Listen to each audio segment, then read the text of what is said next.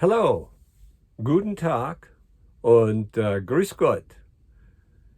Today is Sunday, April the 10th, 2022. And it's another fine Sunday, although today was a bit overcast. We had something unusual happen last week in terms of the weather here. It actually reached, so it is said, 104 degrees.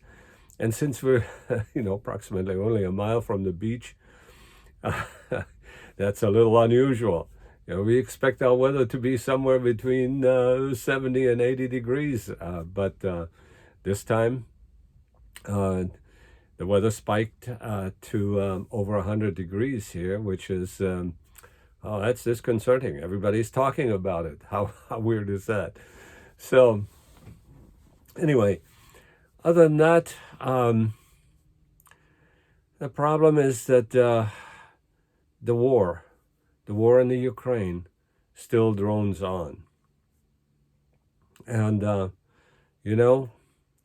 it's just the saddest thing, when here you have Putin, president or premier, whichever role he has right now, I'm not too sure, but I know he runs the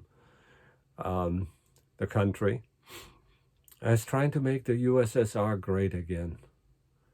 Now, this is really a difficult concept to actually reach back into the past and have the USSR resurrected the way it was before, but he's given it the old college try, I guess, and people are getting killed, and I shouldn't be laughing about that because it's a very serious business.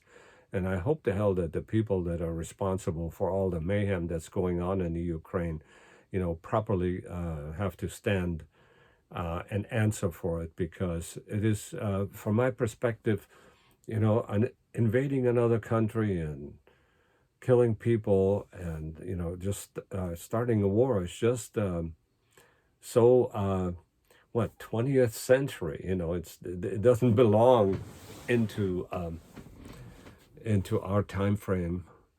When we think of ourselves, as a technologically advanced society, well, there are some exceptions here and there, but nevertheless, the Western European countries and those who consider themselves civilized, that they go at each other with such ferocity is really quite a shame. But it's also a lesson to the people around the world that war has not come to an end. And I know Yuval Harari talked about this. He says, there are more people dying from obesity and so forth than they have died in conflicts. But now some 10 million people are being displaced again. Of course, there were millions in the Middle East as well, because war has raged there also. So I'll get back to that again once we review the news of the week. But in the meantime, I want to tell you a story, which is kind of a neat story. I recently went to visit an old friend in Santa Barbara, just last Monday, as a matter of fact. And I want to tell you the story about how this visit came upon us and came about. So I was talking with my son, Patrick, and I was telling him something about my times in Germany at my apprenticeship, where I served the machinist apprenticeship. And the conversation drifted into, it was a wonderful time. It was 1950s, and I was learning a lot. And there was I wanted to tell him about this really crazy incident that popped into my head, into my memories, and that is about meeting a guy. Okay. So I was working and serving my apprenticeship at a company called Herman Pfauter Weltfreies Maschinenfabrik, and I think I've mentioned that in previous videos. But when it came to lunchtime, I used to go outside, if it wasn't raining too badly or, something, the weather permitted. I was going outside, and at the end of the factory, like in the corner on the side, there was a guy. And he was working on cars. He was restoring cars. So I'm telling Patrick this story, that this guy, whose name happened to be Herman Pfauter, Pfauter is spelled Pfauter, and you can Google that, so you know more about the company. But anyway, so Herman Pfauter was actually the son of Herman Pfauter, who was the owner of that company, the Weltfreies Maschinenfabrik, and that basically means gear hobbing factory. And Pfauter's name to claim to fame was they actually invented the continuous cutting of gears, and especially helical gears, because there was a process, that you had to advance the workpiece, at a certain clip in order to produce a helical gear tooth, and that was kind of difficult in the old days. But anyway, Hermann Pfauter was a big functionary there, and actually invented the continuous helical gear cutting. But anyway, so there was his son, and I said to Patrick, I said, this guy. I used to go and visit with him, and we kind of met off and on, and we talked. And he was working on his Abitur at the time, and that means that he was about 4 years older than I, and he was a tall guy, lanky guy, and he restored these vehicles. As a matter of fact, he had an old motorcycle there, a sidecar motorcycle, was actually vintage World War II, because it was painted in these, OD kind of green. Maybe it was more of the battleship gray kind of color that military vehicles are painted in. And so I remember that, I was, at the time I was 15 going on 16. So for a period of about a year or so, I used to go to there and to this spot, where this guy was working on cars. And if he happened to be there working on it, well, I would be talking to him, ask him what he's doing and so forth, showing interest. So we kind of became a little bit acquainted. And I have to say a little bit because, he knew my name, and of course I knew his name. And I respected the fact that he was the son of the owner of the company, was a big deal. Anyway, to get to my point is this guy decided that he wasn't going to work on dismantling the inside of, all of the fabric on the inside of a car. After he took the seats out, he decided to set the car on fire, okay? And that was... that was a crazy thing to do because, you risk the warping of all the metals and stuff like this. But nevertheless, he did that. And so I was telling Patrick this story. And while I'm telling Patrick this story, he is Googling Herman Pfauter. I didn't even know that. And then he says to me, Dad, there is a guy by the name of Herman Pfauter living in Santa Barbara. And as a matter of fact, he is a well-known military vehicle collector. He's got Jeeps and all kinds of World War II American vehicles, and evidently he goes to shows, and he's been highly respected and so forth. So I said, gee, I wonder whether that is the guy that I met, Herman Pfauter. How many people would have that name? Anyway, I was pretty sure that was the Herman Pfauter, because he was evidently still living, and because people were recently talking about him on the internet. So there was some internet information on Herman Pfauter, and so I Googled him. I Googled the information, I tried to call him, and he didn't answer. And then I tried to email him. He didn't answer. And so that went on for, the better part of 2021. But then, I decided, well, probably shouldn't give up. So I wrote him a letter, handwritten a letter. And I said, Herman Pfauter, I can't remember exactly what I wrote in there, but I told him enough to make sure, excuse me for the cough, but I got something into my lungs, Hopefully it's not the comic cough again. But because I just recently got my booster shot, so I should be good to go, and fully vaxxed, Anyway, so to continue with that story, and I know you probably already know the ending, but let me just finish the story anyway. So I wrote to him, and I said, that my name is Witold, and so forth. And in any case, he wrote back and said, because I asked, I'd like to bring my son, to look at the military vehicle collection that he supposedly has, and I would love to visit with him because, I actually interacted with him back in, well, the last time would have been sometime in 1956, and well, that's nearly 70 years ago. Well, it's actually, 66 years ago or so, if you do the math. But anyway,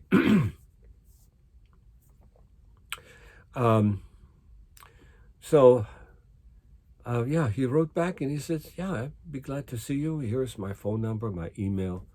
And so we began to correspond by email, and I finally was able to take my son, and we went to visit with him.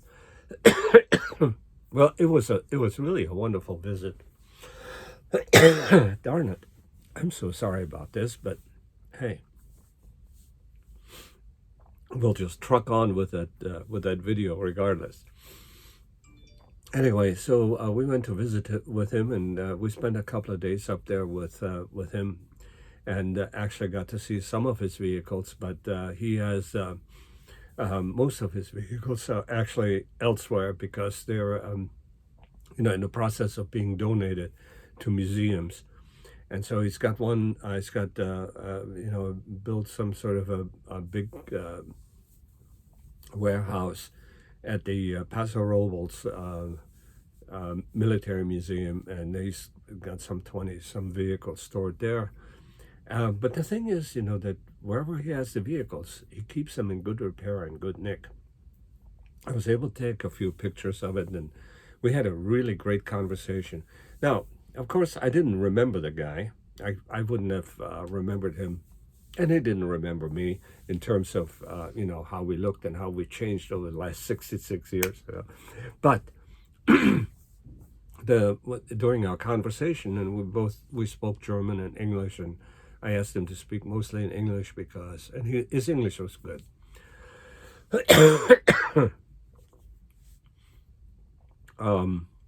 And it gave me a chance to practice my German.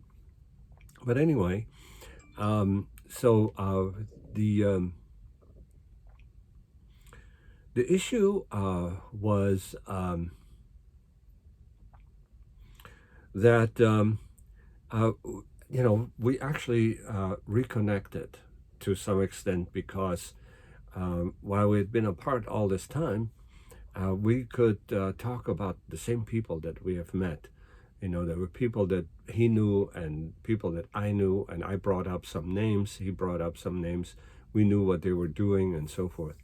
So he was telling me, the history of how his family left East Germany because, well, at that time, it wasn't East Germany, it was the eastern part of Germany because it was right after the war in 1945. And they, too, were refugees, and they had to leave everything there. But it turned out that the Brits helped him get to the West because the West understood that Pfauter had some really great skills, and they really wanted to make sure that that doesn't fall into the Russian hands. And so they helped him get out of that area, and he came from Chemnitz, which is, well, now it's Germany again, but it became East Germany, and then during the after the wall came down, then it was Germany again. So, in any case, so we had a really good time, and he's married. He lives in Santa Barbara with his wife and works on his vehicles. He's got some really interesting vehicles. He's got Jeepsters, and he's got one car is actually a taxi cab. In the old days, there was the most popular taxi cab was the Marathon, big Marathon taxi cab, and they have one of those. As a matter of fact, I got photos of it. So we went out for dinner. We had lunch together, and it was really, really a great visit. So here it is. What are the chances, of me connecting or reconnecting, after nearly 70 years of time, and 4,000 miles away from each other or so, at least. Well, a little bit more than that, come to think of it. It's, what is it? To Germany, it must be about 10,000 miles across the pond and so forth. Anyway. Yeah, it's almost halfway around the world. What the circumference of the world is of the Earth is 25,000 miles or something like that. Well, if I remember it correctly.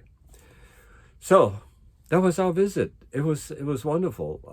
We visited an old friend, and we're now in contact with each other. So from time to time, I send him pictures. He sent me photos. Every once in a while we call, and as a matter of fact, we just had a call yesterday, and we were talking about it. He's a little bit in bad shape because, he's got back problems. Well, I'm 82, he's 86, so crap, time gets us all eventually. So let me get into what's going on in politics and in the world today. So I've got my little stack of Wall Street journals, and I'm just going to go through this as I normally do, because we do want to transmit, and memorialize the zeitgeist, of things that are going on. So probably the biggest headlines are reports of atrocities stir outrage. So evidently, our Ukrainians are reporting all kinds of bad acts by the Russians, and there's almost every day in the newspaper something about it, and and it's really quite tragic. For instance, the picture that I just showed is actually, if you look at it, it's actually a photo of some sort of a mass grave. You can see, parts of people sticking out. So it's pretty tragic. And it's nothing to snuff at. It just shouldn't have been happening. So also, every once in a while I pick out a kind of a story, that what's going on. For instance, Shanghai and China is shutting down again because they're having a resurgence of COVID-19. And Shanghai is actually going to a quarantine lockdown right now. And so people are buying doggy diapers, How about that, And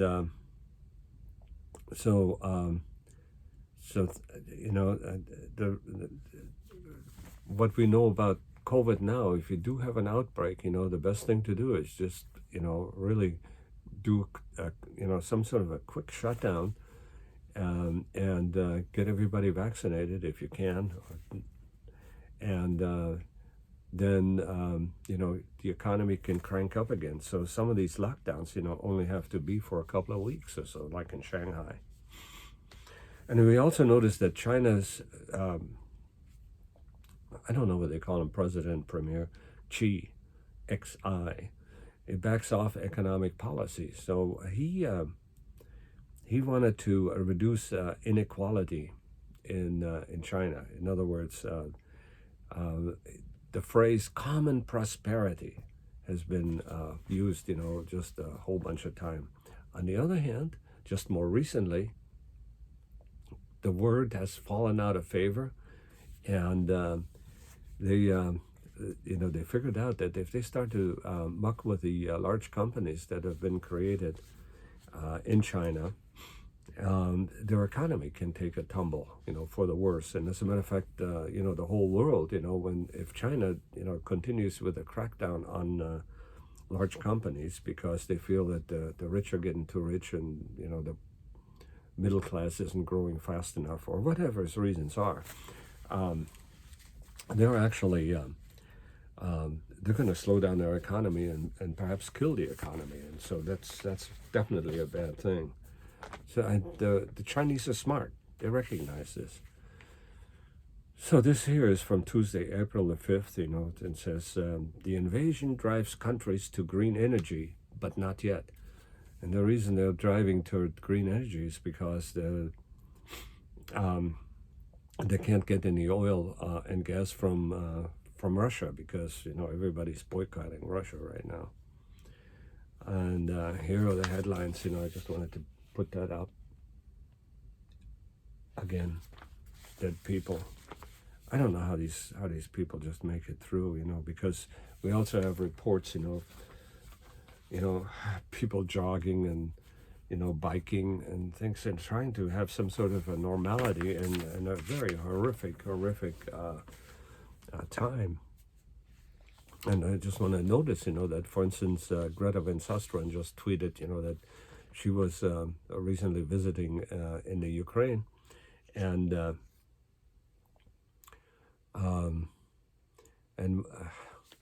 wherever she left, the bombs started falling, but she got out of there okay. They was able to take a flight out, and she's now back in Santa Monica, and no bombs are falling there. But clearly she's also feeling bad for the friends that she had to leave behind, because they're in trouble. So one of the things that really pissed me off, is a mayor in a Ukraine city. Her name is Ola Shukenko. They're hard to pronounce. I'm not Russian or Ukrainian. When the Russians withdrew the army last week after a month-long occupation, her neighbors found her lifeless body in a shallow grave, her hands bound, and her husband and son lay next to her dead. And the reason this made headlines is because the people in this town loved this woman, that mayor, because for the last couple of decades that she was mayor, she really improved the situation. Flowers everywhere, and the people loved the town, and there she is. So evidently she resisted the Russians, and they killed her. I mean, what a freaking tragedy. Makes me want to cry, Anyway, again, so another picture, of the Ukrainians.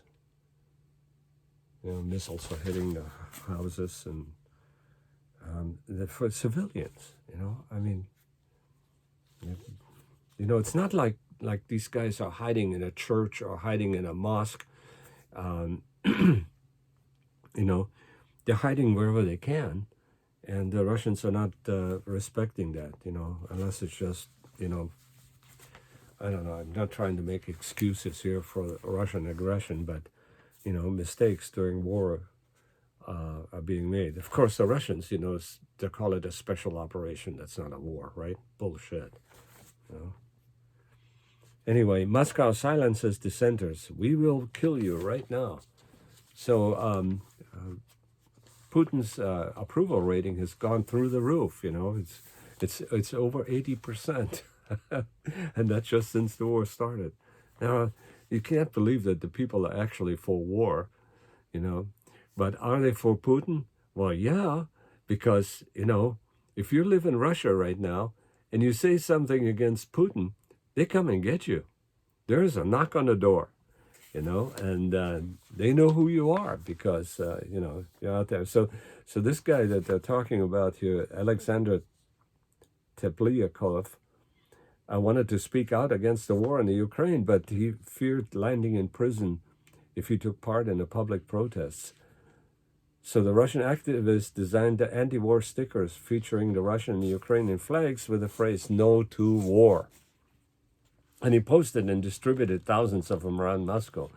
Well, he got in trouble anyway, and the Russians hauled the 23-year-old into the police station at the Prozensky district, wherever that is, on March 1st. And according to a copy in his police record reviewed by the Wall Street Journal reviews this. So they have people there in Russia. Boy, they're going to be in trouble too. Anyway, that he was repeatedly beaten over the head by one officer while in custody, and a second officer pressed a pistol to his leg and coerced him to divulge the name of fellow activists. And he starts screaming at me, we will kill you right now. Anyway, what's interesting about this, so here he was tortured and all that kind of stuff, but he was only in jail for 10 days.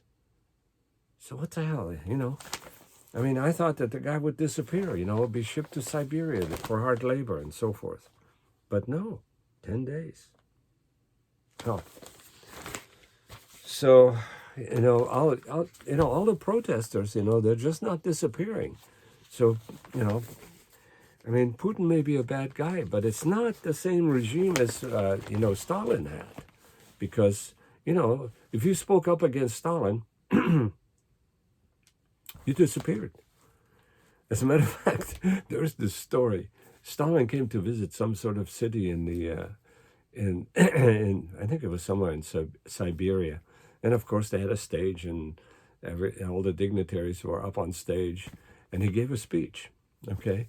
And so everybody started clapping, when the speech was over, but they were still clapping, 10 minutes, clapping. And, the people on the stage were standing up, clapping. It went on for something like 30 minutes of clapping. And so finally, one of the guys on stage, some general or, military functionary, politica, apparatchik, finally sat down and quit clapping. And then everybody, ultimately quit clapping. But you know what happened? The guy disappeared the next day. He was gone. Oh, that was justice under Stalin. Anyway, so it's a little different today. These people are not just being trucked off to be killed. And maybe eventually they will be, because the Russians don't have any problem, seem to be killing Ukrainians.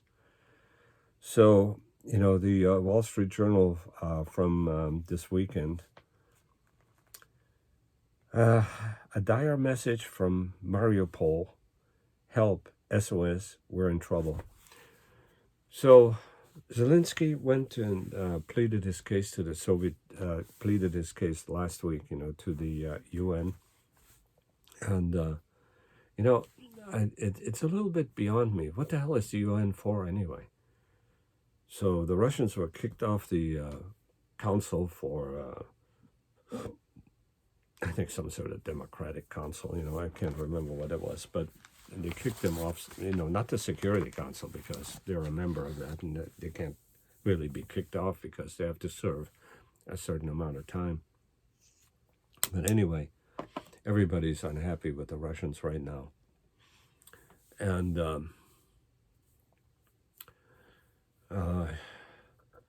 this thing drags on. So I've told you before, that I got my booster shot. As a matter of fact, I got the booster shot on, I think it was last Monday. I was just happened to be there.